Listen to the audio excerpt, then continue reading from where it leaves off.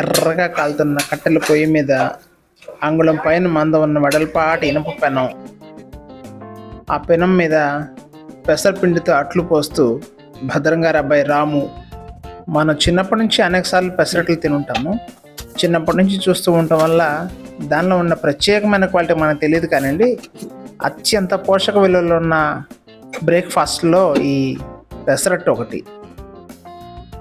ఆ పెసరపిండి అట్టుగా పోసిన తర్వాత ఆయన మొట్టమొదట వేసిన ఇంగ్రీడియంట్ జీలకర్ర, తర్వాత ఉల్లిపాయలు, ఆ తర్వాత దాని మీద అల్లం ముక్కలు పచ్చిమిరపకాయ ముక్కలు చల్లారు ఆయన. దీన్ని ఏమంటారో తెలుసు కదా, 3 ముక్కల పెసరట్టు అంటారు. ఈ 3 ముక్కల పెసరట్టులో ఎన్ని రకాలైన పోషక విలువలు ఉన్నాయని రాయాలంటే కనుక 2 A4 షీట్స్ నిండా రాయాల్సి వస్తుందండి. అన్ని పోషక విలువలు ఉంటాయి.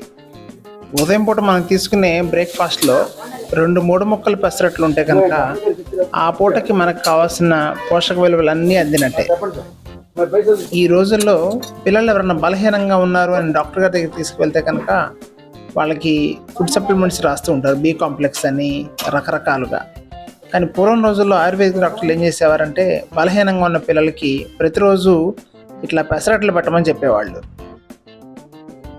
పొద్దున్నే వర్కౌట్ చేసే అలవాటు ఉన్న ఇప్పటి యూత్ చాలామంది అంటే లైక్ స్విమ్మింగ్, రన్నింగ్, సైక్లింగ్ కానీ, జిమ్ కానీ, ఏదైనా మార్షల్ ఆర్ట్స్ ప్రాక్టీస్ చేసేవాళ్ళు కానీ, బలవర్ధకమైన ఆహారం తీసుకోవాలి అంటే వాళ్ళు చూసేది సింథటిక్ ఫుడ్ సప్లిమెంట్సేనండి. లైక్ వే ప్రోటీన్ కానీ, క్రియాటిన్ కానీ, ఇలాంటివి అన్నమాట.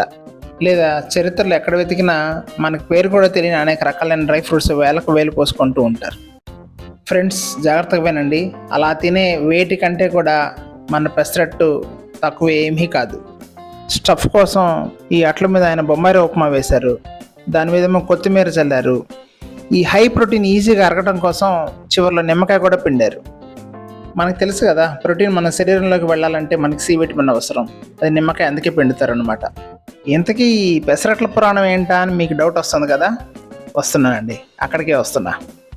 సీతారామచంద్రుల వారు కొలువు తీరిన భద్రాచలం మీ అందరికీ తెలుసు కదా.